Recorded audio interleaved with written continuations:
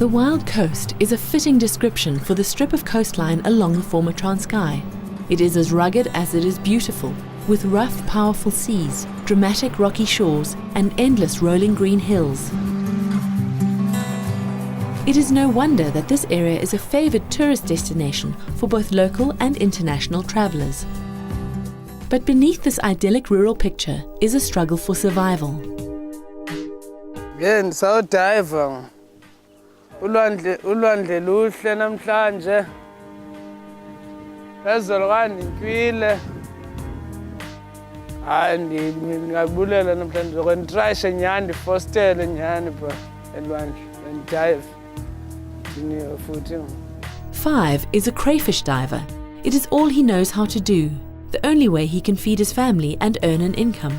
His life and the lives of so many in these areas depends on what the sea can provide. He is joined by his 2 friends, Kabalas and Zweli, his mates since childhood. Diving is often a communal activity, with some divers maintaining fires on the beach so they can warm up after the session. Between them, they hope to catch as many as they can sell later. Of course, their catch should be limited by fishing legislation, which is government's attempt to ensure the sustainability of the crayfish industry. Stocks are managed by a closed breeding season from the 1st of November to the end of February, as well as bag, gear and size limits. Divers are given subsistence permits, which allow them to take 8 crayfish a day, but 8 is not enough to make a living out of. Kalondi lambila no bambeza kulo fish 8. Kulo fish 8 ungazenza ntoni? Makazinyusa urhulumente ezakulo fish futhi ezezi 8. Sibenintsanyana ungenza ntoni kulo fish 8. Further along the beach, monitors walk rocky shores, checking that everything harvested from the sea is regulation size and within the limit. My job is to count all the species that come from the sea and the bag limit and the sizes. These monitors are employed by the Department of Agriculture, Forestry and Fisheries. They have no power to arrest or fine people, only to collect data. But sometimes we can ask compliance to stop the harvesters. And the harvesters, when they see compliance, they run away. Compliance or nature conservation is the only law enforcement, and when they are around, fishermen and divers obey the permits, but they rarely check up.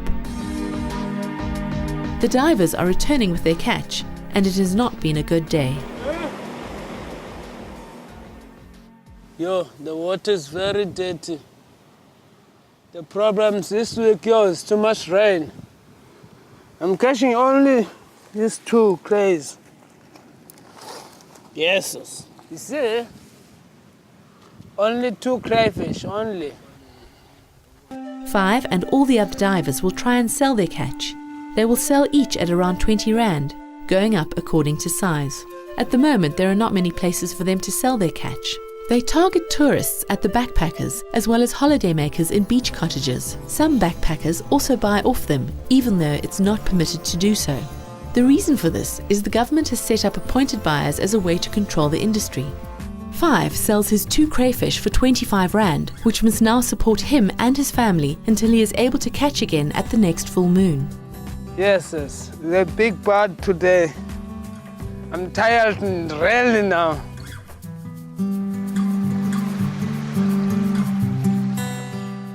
The way forward is for stakeholders to set up sustainable projects and education programs by developing skills that will create sources of income that are independent of the sea's harvest, like agriculture and arts and crafts. This could be supplemented by developing local government-approved seafood and marine-based businesses that reinvest money into the community and create jobs for its people.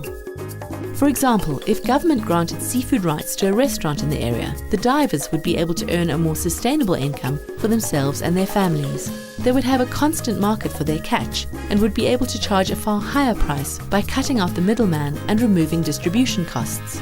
It has the added advantage of ensuring that the profits from the sale of the crayfish do not leave the area, and the restaurant would also provide jobs for the community. By injecting additional skills and income sources into the community, the divers won't be subjected to the unpredictable nature and often dangerous activity of crayfish diving. Yeah, I don't like to diving. I want to work. Kuyanyanzeleka into yoba nakanjani any day nosuku andihambe nontywila ndikwazi into yoba ndizame imali ndikwazi ke ngoku laa nto ndithumelele okuncane noba ilo 100 rand ndiyise phaa kudadewethu athengele kuba wondlwa ngudadewethu qala umtolikele kuba njalo ndiyalamba mpembe ndiyalamba straight eswini.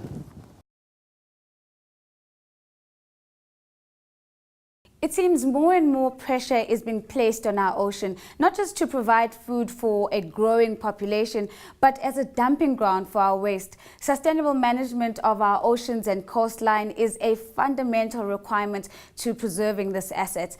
Joining me now from Kenton-on-Sea in the Eastern Cape is Dr. Tony Ribbink, and he's a founding trustee and director of the Sustainable Seas Trust. Dr. Tony, thank you so much for making the time to talk to us today. Perhaps let's start off with you unpacking the relationship between water and tourism. It's absolutely unequivocal. People go to the water for their holidays. We live in Kenton-on-Sea, and as soon as the Christmas holidays come, it's so congested here and great fun because people come to the sea. But people go to fresh waters, people go to lakes, people go to rivers, people have fun in the water.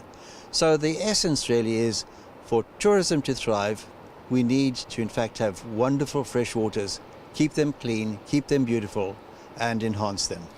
Of course, Dr. Ribbink, in a country where water is scarce, water quality becomes even of greater importance. Talk to us about how water quality can affect tourism. Clearly, if people are going to have fun in the water and enjoy themselves in the water, the quality of that water needs to be superb. And we find that many of the South African rivers and the estuaries and even parts of the coast are polluted. In some places, the water is in fact unfit for humans, and therefore for holidays and for tourism they become detrimental. You've already done a film on the Doozy, or are doing a film on the Doozy, and those Doozy marathon paddlers have to be particularly careful, at least they had to in the past, be particularly careful that they do not swallow any water. Water quality and the beauty of water is absolutely essential for top-class tourism. Dr. Ribbink, let's perhaps talk a little bit about the work that you do. What are the key projects of the Sustainable Seas Trust? Sustainable Seas Trust is trying to harness the power of people to conserve the environment. But we're also conscious that there are two different types of people. There are those people who sort of have and are in a position to be able to make choices, and there are those people, such as the impoverished coastal communities, who have little choice but to take what they can from the sea. And therefore the approach has to be different. And what we're trying to do is to get the people who can make choices to recognize that in their lifestyles they need to make a change, and they need to selectively make this change. In terms of the impoverished people, we look at the ways in which we can assist them in having better, more sustainable lifestyles. In essence, Sustainable Seas Trust harnesses people and the power of people to make conservation work. It's a call to action.